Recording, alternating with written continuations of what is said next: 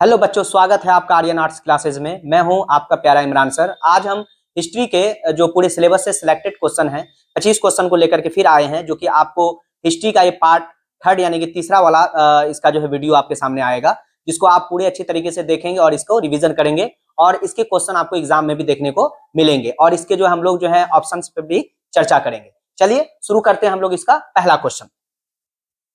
तो इसका सबसे पहला क्वेश्चन हम लोगों के सामने आ रहा है, ठीक है। पढ़ते हैं इस क्वेश्चन को। और ये क्वेश्चन कह रहा है कि पलासी का युद्ध कब लड़ा गया था।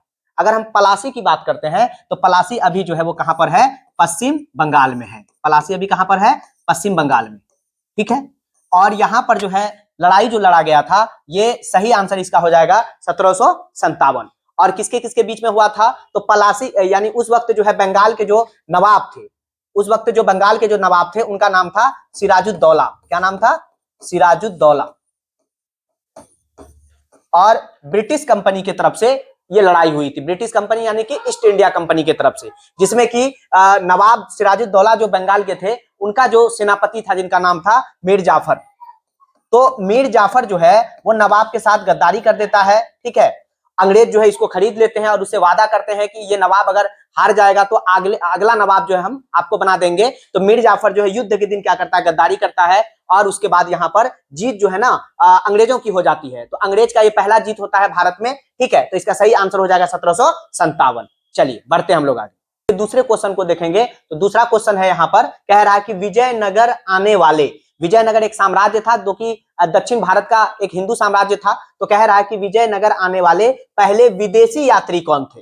तो इस ऑप्शन में हम लोग देखेंगे कि पहले विदेशी यात्री कौन थे जो कि विजयनगर आए थे। तो इसका सही आंसर हो जाएगा निकोलो कॉन्टी, ठीक है। इसको दिमाग में रखिएगा, क्योंकि विजयनगर की अगर बात की जाएगी तो विजयनगर की स्थापना 1336 ईस्वी में दो भाइयों ने मिलकर के, हरिहर और बुक्का ने भी किया था, जिसको कि हम पिछले वीडियो में भी इस पर हम लोगों ने चर्चा किया था, ठीक है। और तुंगभद्रा नदी के किनारे बसा हुआ था ये क्षेत्र और हम्पी उसकी राजधानी हुआ करती थी। और विजयनगर साम्राज्य में सबसे प्रतापी राजा जो है वो राजा कृष्णदेव राय थे, ठीक है। चलिए अब हम लोग इसके अगले क्वेश्चन की ओर चलते हैं।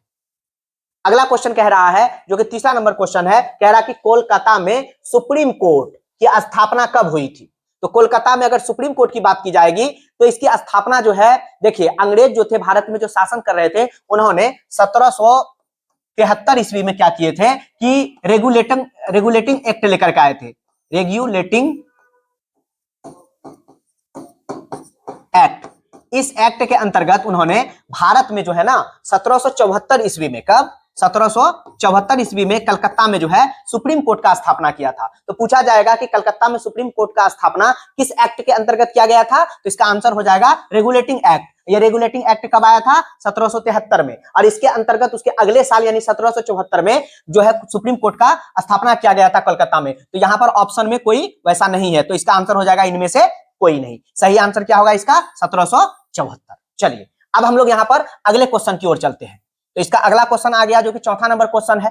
ये आ गया आपको विरूपाक्ष मंदिर। कौन से मंदिर की बात हो रही है? विरूपाक्ष मंदिर की बात हो रही है। ये वही मंदिर है जो कि आपको विजयनगर साम्राज्य से जुड़ा हुआ है। कह रहा कि किस स्थान पर स्थित है? तो हम अभी कुछ देर पहले बोले थे कि विजयनगर जो साम्राज्य है, इसकी जो राजधानी है उसका नाम है हम्पी। और आज अगर हम बात करें हम्पी की, तो वर्तमान समय में ये जो है आपको कर्नाटक में देखने को मिलता है और तुंगभद्रा नदी के किनारे। कौन से नदी के किनारे? तुंगभद्रा नदी के किनारे। तो तुमसे आपसे पूछा गया यहाँ पर कि विरूपाक्ष मंदिर किस स्थान पर स्थित है? तो सही आंसर हो जाएगा हम्पी। हम्पी वर्तमान समय में कहां है? तो कर्नाटक में। और कौन से नदी के किनारे? तुंगभद्रा नदी के किनारे। और हम्पी क्या था? तो विजयनगर साम्राज्य की राजधानी। चलिए अब हम लोग इसके अगले क्वेश्चन की ओर चलेंगे।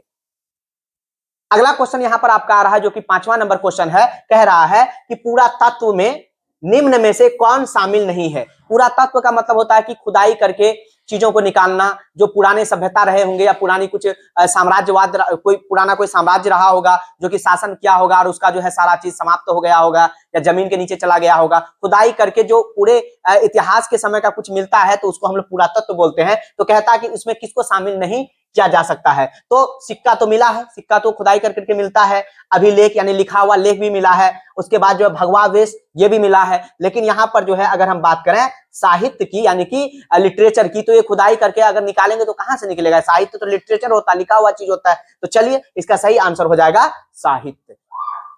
चलिए अगले क्वेश्चन की ओर अब हम लोग चलते हैं। अब अगला क्वेश्चन आ रहा है यहाँ पर, छठा नंबर क्वेश्चन है, जो कि आपको अकबर से रिलेटेड यानी कि मध्यकाल से रिलेटेड आ रहा है। और मुगल काल में सबसे जो महान राजा कहा गया, वो किसको कहा गया है? अकबर को। ठीक है, मुगल वंश का शासक था। कह रहा है कि अकबर के प्रमुख वित्त मंत्री यानी फाइनेंस मिनिस्टर कौन थे, यानी अकबर का पूरा जो है फाइनेंस कौन देखते थे, उसका मैनेजमेंट कौन देखते थे, टैक्स कलेक्ट करवाने का सारा रूल रेगुलेशन कौन बताते थे, या उसके लिए रूल कौन बनाते थे। तो इसका सही आंसर हो जाएगा टोडरमल। इसका सही आंसर क्या हो जाएगा? टोडरमल। इसको राजा टोडरमल भी कहा जाता है। और इसको जो है अकबर के जमाने में जो है, अकबर जब शासन कर रहे थे उसके समय का उसको जो है क्या कहा जाता है? वित्त मंत्री। ये उसके जो है 9 रत्नों में से एक रत्न थे, यानी कि उसके 9 मिनिस्टर में से एक मिनिस्टर थे।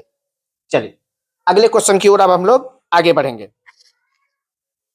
अब यहां पर इसका आ गया है 7वां नंबर क्वेश्चन आ गया है, जो कि ख्वाजा मुइनुद्दीन चिश्ती से जुड़ा हुआ है। किससे जुड़ा हुआ है? ख्वाजा मुइनुद्दीन चिश्ती रहमतुल्लाह अलैह। ठीक है, ये जो है अजमेर में हजरत लेटे हुए हैं और इन्होंने चिश्ती संप्रदाय का शुरुआत किया था। इसने कौन से संप्रदाय का शुरुआत किया था? चिश्ती संप्रदाय का। और अगर हम चिश्ती संप्रदाय की बात करते हैं तो ये जो है आपको सूफी काल से जुड़ा हुआ। किस काल से जुड़ा हुआ है? सूफी काल से जुड़ा हुआ है। सूफी काल से जुड़ा हुआ है और इन्होंने चिश्ती संप्रदाय का शुरुआत किया था, जिनका नाम है ख्वाजा मुइनुद्दीन चिश्ती। अब कह रहा है कि इनका दरगाह, दरगाह बोलते हैं जहां ये बुजुर्ग लोग जब लेटे रहते हैं उसके कब्र को जो है दरगाह बोला जाता है। तो इसका सही आंसर हो जाएगा अजमेर। और जो कहां पर है अजमेर? तो राजस्थान में है। कहां पर है? राजस्थान। चलिए अब हम लोग जो है अगले क्वेश्चन की ओर चलेंगे। अगला क्वेश्चन इसका जो है 8वां नंबर क्वेश्चन आपके सामने आ रहा है, 1857 की क्रांति से संबंधित। तो भारत में सारे लोगों ने मिलकर के जो अंग्रेजों के खिलाफ संगठित होकर के जो अंग्रेजों के खिलाफ जो लड़ाई लड़ रहे थे, उसको कहा गया 1857 का विद्रोह। कह रहा कि इस वक्त जो है भारत का मुगल बादशाह कौन था, और इस समय ये भारत का मुगल बादशाह भी थे और आने वाले समय में ये जो है भारत के अंतिम मुगल बादशाह भी हो जाएंगे, क्योंकि इसी आंदोलन के बाद जो है अंग्रेजों ने इसको गिरफ्तार कर करके इसको जो है ना भेज दिए थे रंगून, जो कि आज म्यांमार की राजधानी है। तो कह रहा है कि 1857 के विद्रोह के समय मुगल सम्राट कौन थे? तो उसका सही आंसर हो जाएगा बहादुर शाह जफर। और ये बहादुर शाह, इसको सेकंड भी कहा जाता है। जफर इसलिए कहा जाता है क्योंकि ये जो है कवि भी थे, यानी शायर भी थे, और जफर जो है वो अपना तखल्लुस लगाते थे, यानी जफर नाम से वो जो है शायरी करते थे। चलिए, तो उस वक्त मुगल बादशाह कौन थे? तो बहादुर शाह जफर। और मुगल का ये जो है अंतिम बादशाह भी कहा जाता है इनको, मुगल वंश का जो है ये अंतिम बादशाह भी थे। चलिए अब हम लोग यहाँ पर अगले क्वेश्चन की ओर चलेंगे, जो कि 9वां नंबर क्वेश्चन आपके सामने आ रहा है। कह रहा है कि भारत में 1946 की, कब की बात हो रही है? 1946। भारत में 1946 की अंतरिम सरकार किस योजना के तहत बनी थी? तो इसका सही आंसर हो जाएगा कैबिनेट मिशन। इसका सही आंसर क्या हो जाएगा? कैबिनेट मिशन हो जाएगा, क्योंकि कैबिनेट मिशन 1946 में भारत आया था और उन्होंने अंतरिम सरकार गठन करने का निर्णय दिया था, निर्देश दिया था। और उन्होंने कहा था कि संविधान का भी आप निर्माण करें। तो संविधान सभा का भी गठन हुआ था और उन्होंने कहा था कि 1948 तक भारत को हम स्वतंत्र कर देंगे। पिछले वीडियो में शायद ये क्वेश्चन आपका आ चुका है, ये रिपीट हुआ है। चलिए अब हम लोग आगे बढ़ते हैं। अब अगला क्वेश्चन यहां पर आ रहा है 10वां नंबर क्वेश्चन, और ये क्वेश्चन है इंडिया गेट। अगर हम गेट की बात करें तो भारत में एक और गेट है जिसको हम लोग जो है गेटवे ऑफ इंडिया बोलते हैं। क्या बोलते हैं? Gateway of India. तो गेटवे ऑफ इंडिया की अगर हम बात करेंगे तो ये गेटवे ऑफ इंडिया जो है बच्चा, वर्तमान समय में अगर हम इसको देखेंगे तो ये कहां पर है? तो ये मुंबई में है। गेटवे ऑफ इंडिया कहां पर है? तो ये मुंबई में है, और इसका जो निर्माण 1911 में करवाया गया था। लेकिन अगर हम इंडिया गेट की बात करें तो ये कहां पर है? तो ये दिल्ली में है। इंडिया गेट कहां पर है? ये दिल्ली में है, और इसका निर्माण 1931 में करवाया गया था। ठीक है, 1928 से निर्माण करना, या 1922 से स्टार्ट हुआ था और 1931 तक चला था। तो कह रहा है कि इंडिया गेट का निर्माण कब हुआ था? तो इसका सही आंसर हो जाएगा 1931। और एक मुंबई में है गेटवे ऑफ इंडिया, इसका निर्माण कब हुआ था? 1911 में, जो कि इंग्लैंड के राजा जब भारत आ रहे थे तो उसी के स्वागत में बनाया गया था वो गेट। और ये जो दिल्ली का जो इंडिया गेट है, ये प्रथम विश्व युद्ध में जो शहीद हुए थे, जो लोग इस युद्ध में शामिल हुए थे, उसी की स्मृति में ये जो है, उसी के याद में ये गेट का निर्माण किया गया है। चलिए अगले क्वेश्चन की ओर चलते हैं। अगला क्वेश्चन अब आप यहाँ जो आ रहा है, ये क्वेश्चन जो है रानी लक्ष्मीबाई से जुड़ा हुआ है। कह रहा है कि रानी लक्ष्मीबाई का जन्म किस स्थान पर हुआ था? तो ये जो है इनका जो जन्म हुआ था वो हुआ था काशी में, जिसको आज हम लोग जो है बनारस बोलते हैं। क्या बोलते हैं? बनारस, काशी, बनारस। लेकिन आज के जमाने में इसको जो है वाराणसी भी बोला जाता है। आज क्या बोला जाता है इसको? वाराणसी। मोदी जी का जो है ये जो है यहाँ से वो चुनाव लड़ते हैं और जीतते हैं। ठीक है, उन्हीं का जो है कर्म क्षेत्र है वाराणसी, लोकसभा क्षेत्र है। और इसका प्राचीन नाम जो है काशी है और मध्यकाल में इसका नाम क्या था, बनारस। तो रानी लक्ष्मीबाई का जन्म जो है काशी में हुआ था और इनका विवाह जो है कहां हुआ था, झांसी में हुआ था, इसलिए इसको जो है झांसी की रानी लक्ष्मीबाई कहा जाता है। चलिए अगले क्वेश्चन की ओर हम लोग चलेंगे। अगला क्वेश्चन अब यहाँ पर 12 नंबर क्वेश्चन आ रहा है। ये जो क्वेश्चन है ये क्वेश्चन मीरा से जुड़ा हुआ है। तो मीरा जो है ये किस काल से जुड़ी हुई है, तो ये मीरा जो है ना भक्ति काल से जुड़ी हुई है। किस काल से, भक्ति काल से जुड़ी हुई है। अब यहाँ पे कह रहा है कि वो किसकी भक्त थी, तो वो जो है कृष्ण की भक्त थी। यानी मीरा जो है किसकी भक्ति में लीन रहा करती थी और किसके यादों में खोई रहा करती थी, तो वो कृष्ण जी के यादों में खोई रहती थी। वो उसको अपना पति मान करके उसका जो है पूजा करती थी, क्योंकि इसके पति का जो है ना क्या हो गया था, इसके पति जो थे मीरा के, वो जो है ना एक राजा थे और उसका जो एक युद्ध में क्या हो गया था, देहांत हो गया था। उसके बाद जो है वो विवाह कभी नहीं की और कृष्ण को अपना पति मान करके उसका जो है हमेशा वो पूजा की। तो इसलिए वो किसके भक्ति में लीन रहती थी, तो वो कृष्ण के। चलिए अब भक्ति काल से संबंधित है और उन्होंने बहुत सारा कविता भी लिखा उस काल से जुड़ा हुआ। चलिए पूना समझौता की बात करते हैं। हम किसकी बात करते हैं, पूना समझौता। अगर हम बात करें ये कब क्या हुआ था, तो पूना समझौता 1932 ईस्वी में हुआ था। तो ये हुआ था गांधी जी, ये हुआ था गांधी जी और बाबा साहब के बीच में। तो बाबा साहब तो आप लोग जानते हैं, बाबा साहब जो है किसको कहा जाता है, तो बाबा साहब कहा जाता है डॉक्टर भीमराव अंबेडकर को। ये दोनों के बीच में जो है क्या हुआ था, ये जो है समझौता हुआ था। यहाँ पर जो है ये पिछड़ी जाति के बातों को लेकर के जिससे छुआछूत रखा जाता था, उसी जाति की तरफ से जो है बाबा साहब जो है नेतृत्व कर रहे थे। और गांधी जी चाह रहे थे कि पूरे भारत में जो है ना, ये एक्चुअली में हुआ क्या था कि यहाँ पर बाबा साहब जो है पिछड़ी जाति वालों के लिए जो है पृथक निर्वाचन क्षेत्र मांग रहे थे। पृथक मतलब अलग, निर्वाचन क्षेत्र मतलब कि चुनाव का उसका क्षेत्र अलग बना दिया जाए। इससे गांधी जी भड़क गए। उनको लगा कि नहीं, भारत में क्या हो जाएगा कि विभाजन हो जाएगा, यानी कि हिंदुओं के बीच में भी विभाजन हो जाएगा। इसलिए दोनों के बीच में जो है 1932 ईस्वी में पूना में समझौता हुआ था। चलिए अब हम लोग यहाँ पर अगले क्वेश्चन की ओर चलेंगे। इब्न बतूता हाथ में जूता है ना, आ गया उसी का क्वेश्चन। इब्न बतूता किस देश का यात्री था? तो अगर हम बात करें इब्न बतूता के बारे में, तो मध्यकाल में भारत में जो है दिल्ली सल्तनत चल रहा था। उस वक्त मोहम्मद बिन तुगलक यानी कि MBT, क्या बोलते हैं उसको शॉर्ट में, MBT, मोहम्मद बिन तुगलक, उसी के दरबार में वो आए थे। तो वो कहाँ के रहने वाले थे, वो मोरक्को के रहने वाले थे। अफ्रीका महादेश में एक छोटा सा मुस्लिम कंट्री है, या फिर इसको इस्लामिक कंट्री बोल सकते हैं, क्योंकि इब्न बतूता जो है इस्लाम धर्म का बहुत ज्यादा जो है जानकार था। जैसे ही वो भारत मोहम्मद बिन तुगलक के दरबार में आए, तो मोहम्मद बिन तुगलक ने उसको दिल्ली का काजी नियुक्त कर दिया। आज के जमाने में हम काजी को क्या बोलेंगे, जज बोलेंगे। क्या बोलेंगे, जज बोलेंगे। और इनको जो है क्या बोलेंगे, राजदूत बना करके इब्न बतूता को जो है ना मोहम्मद बिन तुगलक मंगोल भी भेजे थे। ठीक है, चलिए अब हम लोग, और इन्होंने एक किताब लिखा था इब्न बतूता, जो कि भारत में जो यात्रा किया था, जितनी चीजों को उन्होंने देखा था, तो उस किताब का नाम था किताब उर रहला। क्या नाम था उसे किताब का, किताब उर रहला नाम था उसे किताब का। ठीक है, चलिए आगे बढ़ते हैं। अब हम लोग यहाँ पर 15 नंबर क्वेश्चन की तरफ बढ़ते हैं, क्योंकि टोटल जो है इसमें 25 क्वेश्चन को सेट किया गया है, जो कि आपके एग्जाम में ये सब क्वेश्चन भी आपको देखने को मिलेगा, और जो हम इस पर जो चर्चा कर रहे हैं वहां से भी क्वेश्चन आपको देखने को मिलेगा। अब फिर आ गया 1857 के विद्रोह से रिलेटेड। कह रहा है कि 1857 के विद्रोह के समय इंग्लैंड के जो है ना प्रधानमंत्री कौन थे? क्यों पूछा जा रहा है? क्योंकि उस वक्त इंग्लैंड वाले ही भारत पर शासन कर रहे थे। तो उस वक्त इंग्लैंड में प्रधानमंत्री कौन थे? तो इसका सही आंसर हो जाएगा पामस्टान। कौन हो जाएगा? पामस्टान। ठीक है, इसको दिमाग में रखिएगा। और भारत का मुगल बादशाह कौन था? तो बहादुर शाह जफर। ठीक है, चलिए अब हम लोग यहाँ पर आगे बढ़ते हैं। अगला क्वेश्चन जो कि आपको 16 नंबर क्वेश्चन है, महाभारत से रिलेटेड है। तो महाभारत जो है ना, ये अपने आप में क्या है? तो अगर हम बात करें कि भारत में कितने महाकाव्य है, महाकाव्य का मतलब होता है एपिक, है ना, कितने महाकाव्य हैं? तो भारत में 2 महाकाव्य हैं। ठीक है, एक का नाम है रामायण, एक का नाम है रामायण और एक का नाम है महाभारत। एक का नाम है महाभारत। तो रामायण की अगर हम बात करें तो इसमें भगवान राम से संबंधित है ना, और महाभारत में जो है भगवान कृष्ण से संबंधित है।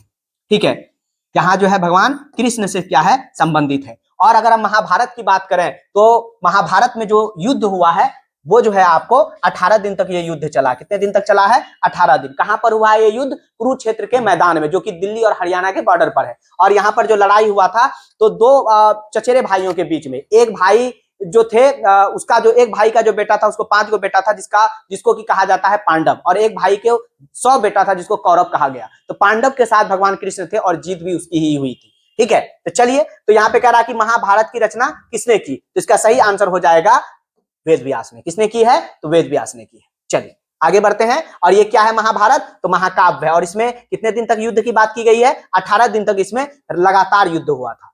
चलिए अब हम लोग यहाँ पर अगले क्वेश्चन की ओर चलेंगे, जो कि आपका क्वेश्चन जो है 17 नंबर क्वेश्चन है। कह रहा है संथाल विद्रोह। तो संथाल कौन है, तो संथाल एक जाति है भारत में जो कि जंगल और पहाड़ों पर रहने वाले लोग हैं, जिसको हम लोग शेड्यूल्ड ट्राइब्स बोलते हैं। तो अंग्रेज ने इन लोगों को भी परेशान करने के लिए नहीं छोड़ा, जंगल में जाकर के इन लोगों से जो जबरदस्ती लकड़ी और उसके बाद हाथी जबरदस्ती मांगता था और इन लोगों को परेशान करता था, और जबरदस्ती इन लोगों को जो है खेती करके और जो है उनसे टैक्स लिया जाता था। तो उन परेशानी से बचने के लिए इन लोगों ने आंदोलन किया था, संथाल विद्रोह जिसको कहा जाता है। ये 1855 में हुआ था, 1855 या 1856, ये दोनों वर्ष भी इसमें लिखा हुआ आपको मिल सकता है। ठीक है, चलिए अब हम लोग अगले क्वेश्चन की ओर चलते हैं। अगला क्वेश्चन यहां पर आ गया, 18 नंबर क्वेश्चन है, शहीद ए आजम।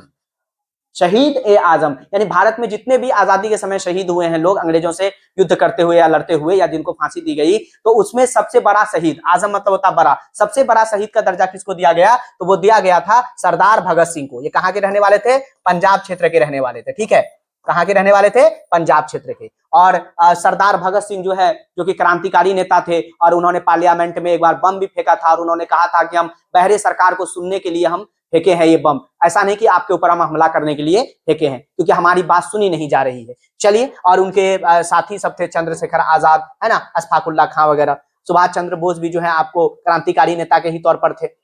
ठीक है, चलिए अगले क्वेश्चन की ओर चलते हैं। क्वेश्चन नंबर यहाँ पर 19 आ रहा, कह रहा कि भारत आने वाले प्रथम यूरोपीय कौन थे, यूरोपीय, क्योंकि बहुत सारे यूरोपीय, यूरोप क्या है, एक महादेश है, वहां के बहुत सारे देश के लोग भारत आए, उसमें आपको जो ब्रिटेन के भी आए, डच भी आए, फ्रांस के भी आए, पुर्तगाली भी आए, लेकिन कह रहा कि सबसे पहले कौन आया, तो सबसे पहले आया पुर्तगाली। और पुर्तगाली जो है भारत का पहुंचा 1498 ईस्वी में। और कौन आया था सबसे पहले, उसका नाम था Vasco D gamma. Vasco D gamma नाम था उसका, जो भारत आया, और भारत से उन्होंने क्या किया, मसाला खरीदा और अपने देश में लाकर के 60 गुना फायदा में बेचा। उसके बाद तो फिर लोगों का आना जाना शुरू हो गया। क्यों यूरोपीय भारत आए, क्योंकि यूरोपीय का जो रास्ता था, जो स्थल मार्ग था, उसको जो है कस्तुनतुनिया का पतन होने के बाद जो है ना मुसलमानों के हाथ में आ गया था, और उस रास्ते से जो है यूरोपियन को भारत नहीं आने दिया जा रहा था। तो उन लोगों ने क्या किया, जल मार्ग खोजा। कौन सा मार्ग खोजा, कौन सा रास्ता खोजा, जल मार्ग खोजा। इसके अंतर्गत आने वाला जो पहला नाविक था उसका नाम था वास्को डी गामा, जो कि 1498 में भारत में जो है आपको कालीकट के बंदरगाह पर उतरे थे। चलिए आगे बढ़ते हैं। अब हम लोग जो है 20वां नंबर क्वेश्चन इसका देखते हैं। कह रहा है श्वेतांबर और दिगंबर का संबंध जो है किस धर्म से है। तो देखिए, इसका अगर सही आंसर की हम बात करें तो इसका आंसर हो जाएगा जैन धर्म, क्योंकि महावीर स्वामी जो थे जैन धर्म के, वो अंतिम तीर्थंकर थे। तो कितने इसमें तीर्थंकर हुए हैं, 24 हुए हैं। ठीक है, कितने हुए हैं, 24 हुए हैं। पहले वाले का नाम है ऋषभ देव, पहले वाले का नाम है ऋषभ देव। और इसका जो है फिर 23 नंबर की अगर हम बात करेंगे तो 23 नंबर वाले जो है उनका नाम है पार्श्वनाथ। क्या नाम है, पार्श्वनाथ, जो कि महावीर स्वामी से 250 साल पहले आए थे, और उन्होंने 4 रास्ता बताया था अपने धर्म पर चलने के लिए। अब उसके बाद 24 नंबर पर जो आए थे वो आए थे महावीर स्वामी। कौन आए थे, महावीर स्वामी। और महावीर स्वामी जो है ना 5वां उन्होंने उस कॉन्सेप्ट में जोड़ा जिसको हम लोग बोलते हैं ब्रह्मचर्य। तो कह रहा कि श्वेतांबर और दिगंबर, कहता महावीर स्वामी के दुनिया से जाने के बाद जो है ना क्या हुआ कि धर्म आगे चल करके 2 हिस्सों में बढ़ गया। ठीक है, इसके जो 2 फिरके में इसका जो है धर्म बढ़ गया। वह क्या था कि मगध वाले एरिया में उस समय जो शासन चल रहा था वो चल रहा था चंद्रगुप्त मौर्य का। मगध वाले एरिया में क्या हुआ कि अकाल पड़ गया, बहुत सारे लोग जो है ना इस एरिया को छोड़ करके अपना जान बचाने के लिए कहां चले गए, कर्नाटक वाले एरिया में। कर्नाटक में एक पहाड़ है जिसका नाम है श्रवणबेलगोला, वहीं पर चले गए, जिसमें कि आपको जो है चंद्रगुप्त मौर्य भी उसके साथ चले गए। इसमें 2 गुरु थे, एक स्थूलभद्र थे और एक का नाम, एक स्थूलभद्र थे और दूसरे का नाम जहन से उतर रहा है। तो दोनों गुरु जो है ना के बीच में जो है आगे चल करके क्या होता है कि ना इत्तफाकी हो जाता है, और ये दोनों जो है आपस में बढ़ जाते हैं। एक हो जाता है श्वेत कपड़ा धारण करने वाला श्वेतांबर, और एक को कहा गया कि आपको पनिशमेंट दिया जाएगा, जो लोग वहां पर गया था, कर्नाटक भाग करके गया था, तो उसको जो है दिगंबर कहा गया, यानी कि ये लोग नग्न रहने वाले हैं। साउथ इंडिया में ये बाबा लोग आपको देखने को मिल जाएंगे। ठीक है, एक थे स्थूलभद्र और एक थे भद्रबाहु। ठीक है, चलिए, तो इसका सही आंसर हो जाएगा जैन धर्म। अब हम लोग जो है 21 नंबर क्वेश्चन की ओर चलते हैं। तो कह रहा है कि दीन ए इलाही, सबसे पहली बात यह है कि इस धर्म को जो है ना चलाया गया था 1582 में, और कहीं कहीं पर आपको 1581 भी नजर आ जाएगा। ठीक है, ऑप्शन के हिसाब से देख लीजिएगा। तो इसको चलाए थे इस धर्म को कौन, तो अकबर ने चलाया था। अकबर कौन थे, तो मुगल वंश के ये सबसे महान बादशाह थे। ठीक है, अकबर। कहता है कि अकबर ने इबादत खाना का स्थापना किया था और उसी इबादत खाना में जितने भी हिंदुस्तान में धर्म के लोग थे सबके धर्म गुरु को बुला करके सारा चीज उससे सुनते थे, चर्चा करते थे, सब गुरुओं के बीच में चर्चा होता था और उनमें से जो चीज अच्छा लगता था उसको नोट डाउन कर देते थे। उसी को एक कानून मानते हुए उन्होंने एक नया धर्म का शुरुआत किया जिसका नाम था दीन ए इलाही। और इस धर्म में जो है ना रविवार के दिन जो लोग जो है शामिल होते थे। किस दिन? रविवार के दिन। और इस धर्म में शामिल होने वाले एक ही हिंदू थे जिनका नाम था महेश दास। क्या नाम था इसका? महेश दास, जो कि अकबर के दरबार में क्या थे? नवरत्न में से एक रत्न थे, जिसको आज हम लोग जो है बीरबल के नाम से जानते हैं। किसके नाम से जानते हैं? बीरबल के नाम से जानते हैं। ठीक है, चल।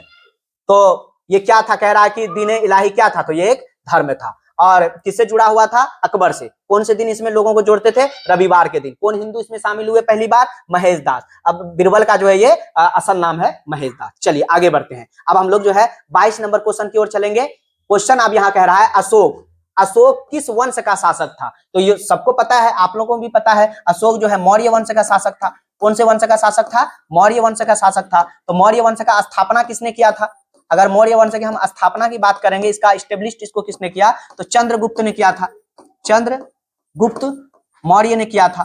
ठीक है। और इसके बेटा का नाम, चंद्रगुप्त मौर्य के जो बेटा जो है इनका नाम क्या था? इनका नाम था बिंदुसार। क्या नाम था? बिंदुसार। ठीक है। और इसके बेटा का नाम था अशोक। इसके बेटा का नाम क्या था? अशोक।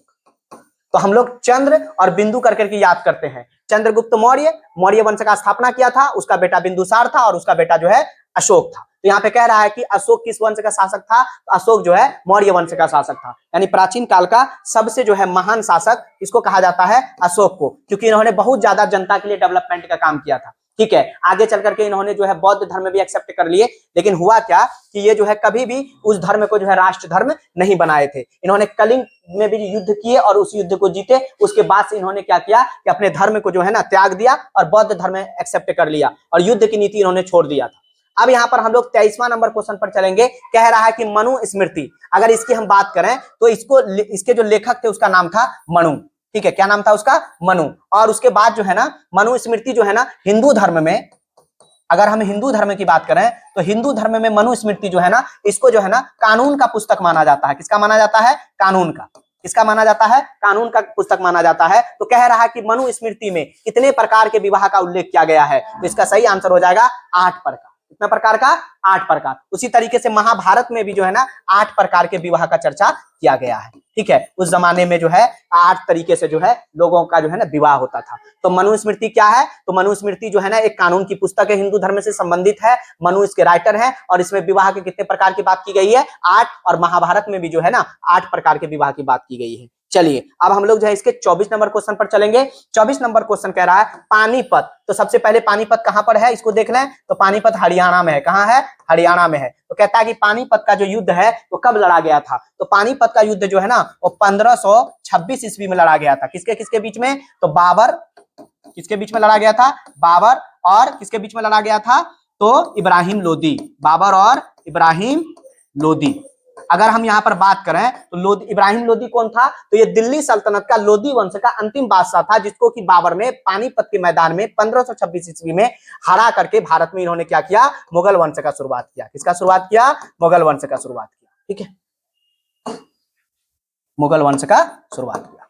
इसका सही आंसर हो जाएगा 1526। चलिए आज के लिए हम लोग यहाँ पर अंतिम क्वेश्चन की ओर बढ़ते हैं, जो कि आपका 1857 से संबंधित है। यहाँ पे कह रहा है कि 1857 के विद्रोह का प्रमुख कारण क्या था? मतलब मेन कारण क्या था?